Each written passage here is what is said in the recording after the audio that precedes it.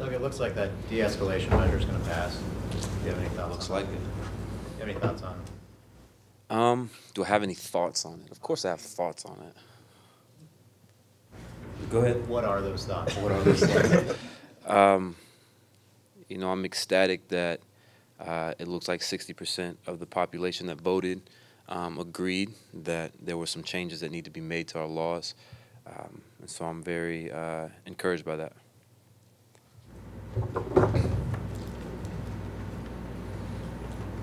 Is this an end or a beginning on that front for you?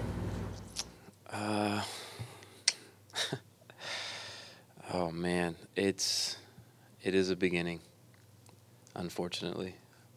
My wife would say. Yes, it is a beginning. I think that personally, just being involved in a more hands-on level in terms of laws and legislation that impact our everyday lives, and really getting invested in in what it means to vote and use your voice and a platform to effectuate change in a positive way. It's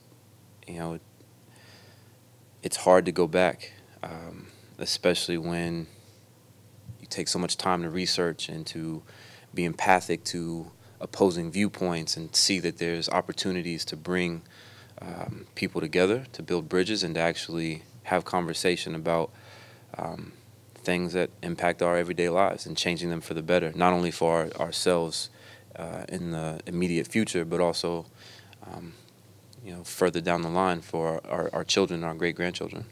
At the risk of shining you on, you make more sense than a lot of politicians do. Have you ever thought about that part of your after-football life, or would you ever want to go into politics?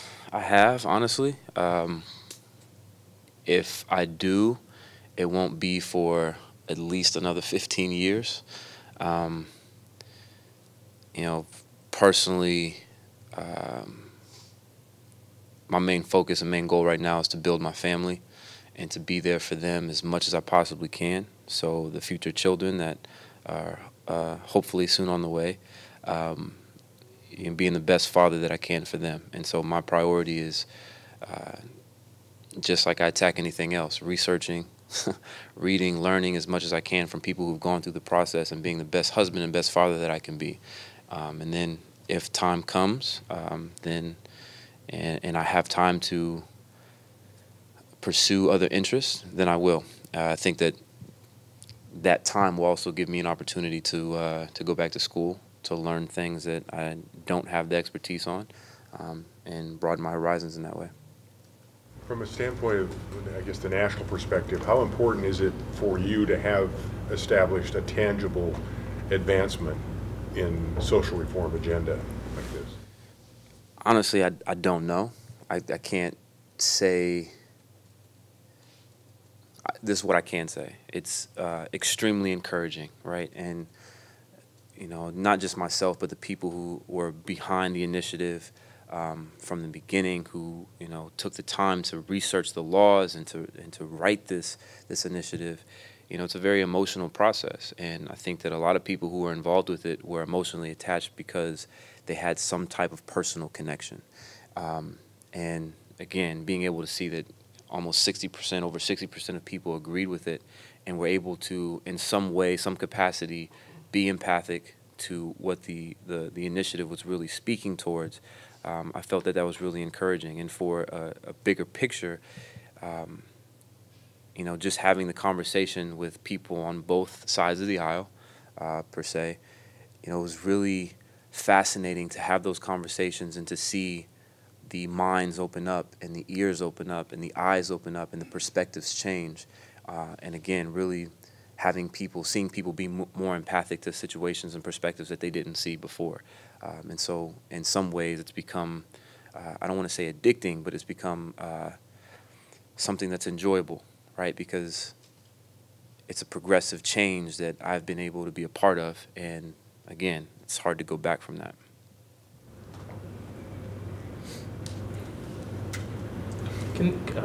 The Rams game, could this...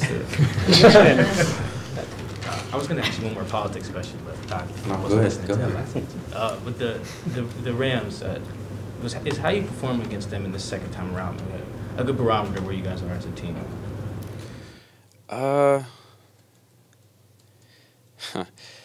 That's a weird question to answer because we take each game as its separate game, right? So it's really hard to say if it's a barometer for where we are, who we are as a team.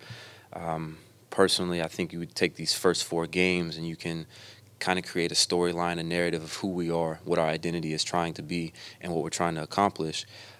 It's a clear narrative, right? We have some opportunities that we can get better, some challenges that we need to overcome, but in the grand scheme of things, we're still a young team. And I do think that this upcoming game gives us an opportunity to demonstrate our growth through the first half of the season.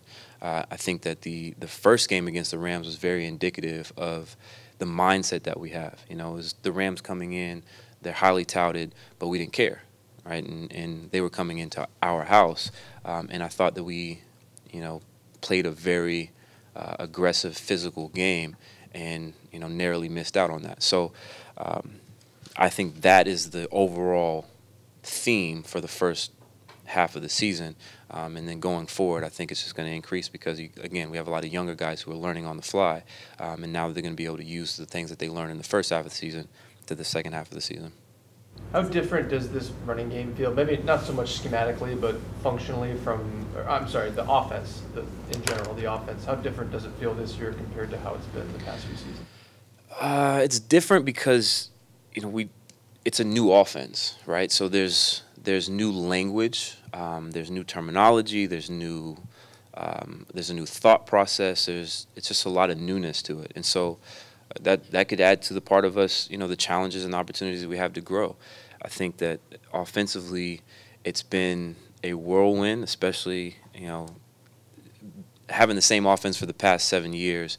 I can understand how it's hard for the younger guys to get it right away. It took me some time, but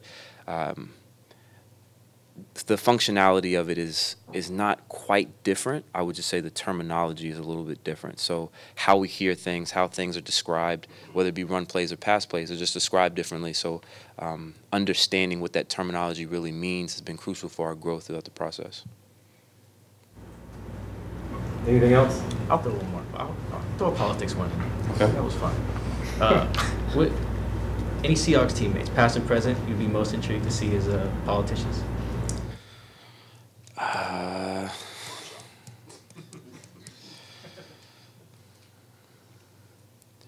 That I would like to see, or that fit into the current system of politics now. That you would like to see. I'd like to see Richard Sherman.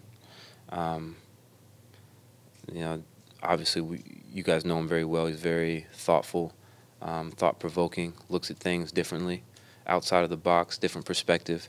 Marshawn, very empathic towards people who have a rougher upbringing.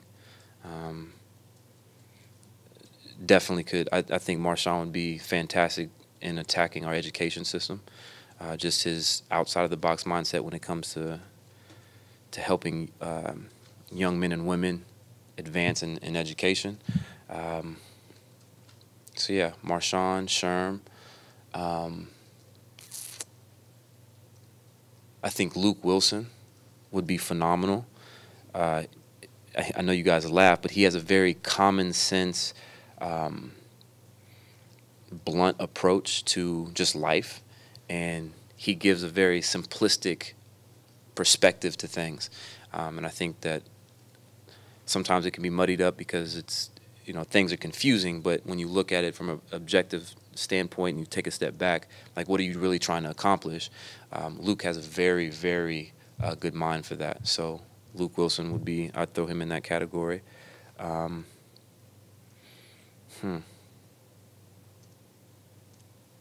That's a good question. You had to give me more time about that one. Hey, Doug, can you rank the last 3 touchdown celebrations between the drum line, base crawl, and last week? And is there a motivation now to kind of outdo yourselves on a weekly basis? Unfortunately, it is now. At first, it was just all about having fun, right? And I think that's going to be one of my pushing points for the the second half of the season. It's like, you know, let's not make this an expectation. Let's just have fun with it like we were in the first half of the season. So it has become an expectation. Now everybody's asking us what's coming up next, you know. But first and foremost, we got to score, right? So let's take care of the football aspect of it first, and then just have fun if it comes along. So ranking them, I would say the 4 heartbeats, the one we did last week, that was probably number 1. I'd say Drumline number 2, and then Nolan Ryan number 3. The one from last week, what was that a reference to? Well, you've heard of the 5 heartbeats, right? No? Okay. Sure. Really, I mean, I don't even know. We just, you know, we're on the sidelines talking through what we would do together and what would be good ideas, and then we just throw it together. And so it's really just us having fun as a unit. How long does it take you to put together a skit like that? Probably about a Friday's practice. Minutes? It's minutes, but I mean, obviously, you guys know you know, when we focus in on something, we get focused in on something. So it doesn't take us too long to get it down. You guys couldn't just make Russell the 5th heartbeat, or? No. Anything else, guys? Thanks, Doug. Thanks, guys.